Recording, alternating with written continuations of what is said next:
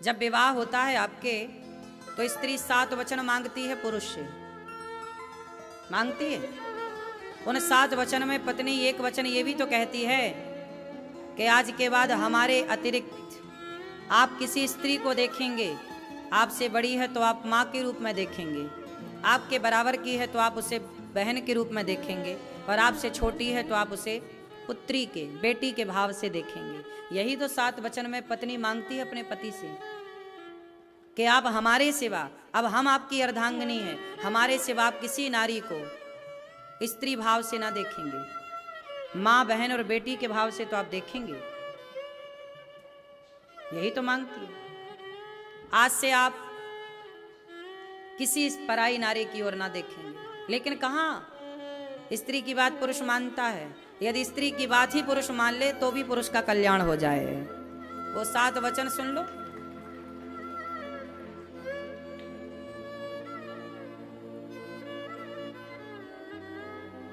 उन 7 वचन में स्त्री ये भी कहती है अपने पति से, क्यों मैया, तुम महिलाओं को अपने अपने 7 वचन याद कर लेना चाहिए। स्त्री 7 वचन जब मंडप के नीचे पति से कहती है तो पत्नी ये भी तो कहती है कि सबके सामने यदि मेरी गलती है, माना कि मैंने कोई गलती की, माना कि पत्नी ने कोई गलती की, तो पत्नी की गलती भले है पर पुरुष को सबके सामने, उसकी सहेलियों के सामने या परिवार के अन्य सदस्यों के सामने कभी अपनी पत्नी को डांटना नहीं चाहिए। डांटना है तो अकेले में डांटो, समझाना है अकेले में समझाओ, भले गलती है पर 4 लोगों के बीच में आप अपनी पत्नी को अपमानित ना करें।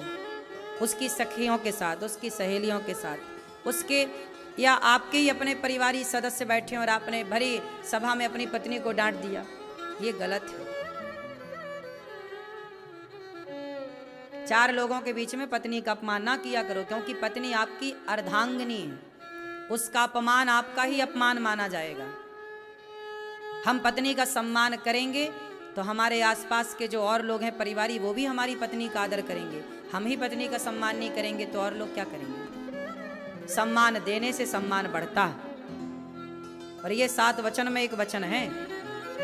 पत्नी ने पहले वचन लिया था, फिर कहा था कि आप वचन मानो तो मैं आपकी वामांगनी बनूं, तो मैं आपकी अर्धांगिनी बनूं, वरना नहीं बनूं। तो आपने बोला यस, तब फिर आप काहे मुकुर रहे हो?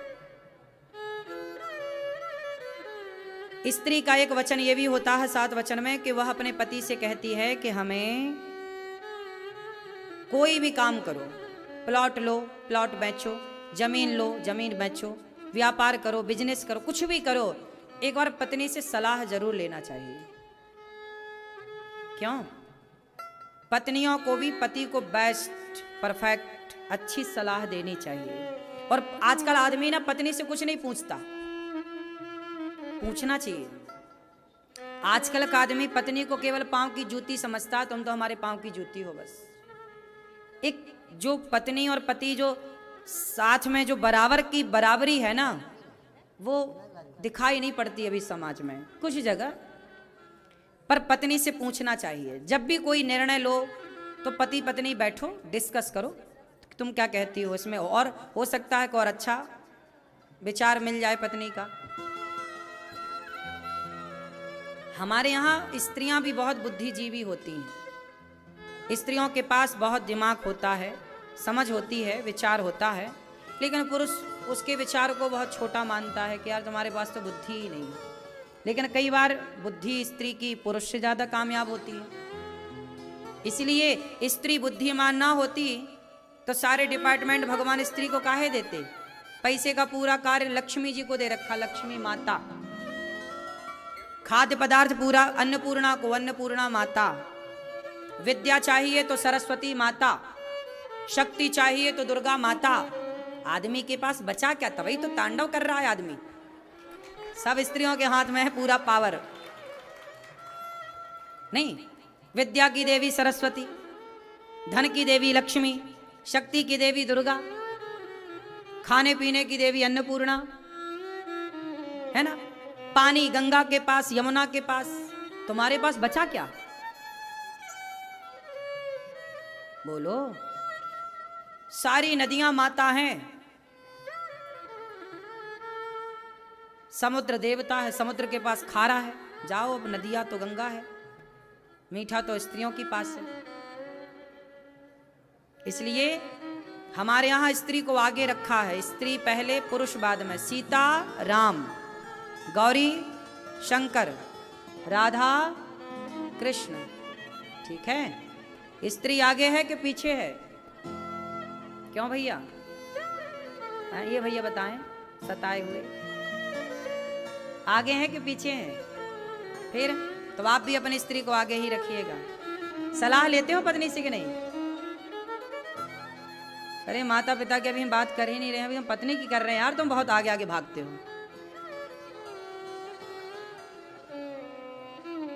नहीं, माँ बाप की सेवा तो प्रथम है, माँ बाप की तो प्रथम करना है।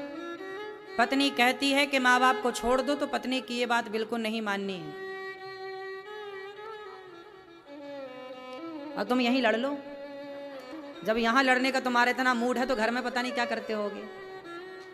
दिन भर तुम मारते ही रहते होगे पत्नी को। लक्षण ठीक नहीं लग रहे हैं तुम्हारे। पत्नी को इतना सताते हो, बताओ।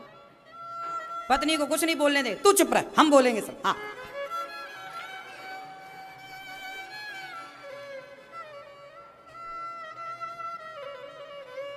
अरे मजाक कर रहे हैं दादाजी, परेशान ना होइए।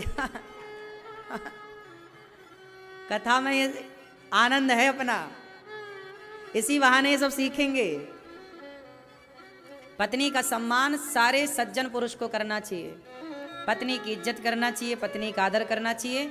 और बहू को अर्थात पत्नी को भी। अच्छा सुनो, पत्नी एक वचन ये भी मांगती है कि आप हमारे माता पिता का आदर करेंगे। और जब पुरुष 5 वचन मांगता है स्त्री से, तो पुरुष का एक वचन ये है कि एक पुरुष कहता है अपनी पत्नी से कि सुनो, हम तुमसे तब विवाह करेंगे जब तुम अपने माता पिता की तरह ही हमारे माता पिता का सम्मान करोगी, सेवा करोगी। ये भी पुरुष का एक वचन है। तो हम पत्नी के 7 वचन मानते हैं, तो पत्नी भी हमारे 5 वचन मानती है। जैसे 7-5 वचन कहते हैं। क्यों जी, बात सही है? तो पुरुष का भी तो वचन मानती है, और मानना चाहिए, धर्म है कि हम आपके माँ बाप की सेवा करें, हम पत्नी के माँ बाप का सम्मान करें। तो पत्नी को चाहिए कि वो हमारे माँ बाप का सम्मान करें। पति का एक वचन ये भी है पत्नी को कि हमारी आज्ञा के बिना, हमसे पूछे बिना तुम्हें कहीं जाना नहीं।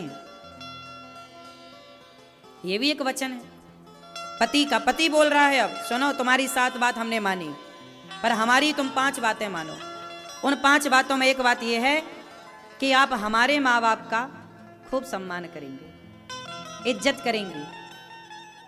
पत्नी स्वीकार करती है कि आपके माता पिता अब हमारे माता पिता हैं। तो माता पिता तो भगवान है, उससे तो कोई नकार ही नहीं सकता, ना पत्नी नकारे ना पति नकारे। इसलिए माता पिता तो भगवान है सबके लिए। क्या है माता पिता? तो आप अपने माँ बाप की सेवा करती हो, सास ससुर की? सही पूछेंगे हम सास ससुर से, सेवा करती हैं? पति की भी सेवा, पति के पांव दबाती हैं? पति के चरण दबाया करो। लक्ष्मी जी जैसे भगवान नारायण के पांव दबाती हैं। ससुर पिता होता है, सास माँ होती है। भारत की प्रत्येक बहू सास को ससुर को माँ बाप मानने लग जाए तो घर स्वर्ग बन जाएगा। और सास ससुर बहू को बेटी की तरह रखने लग जाए तो घर घर कहाँ, फिर तो वो स्वर्ग है।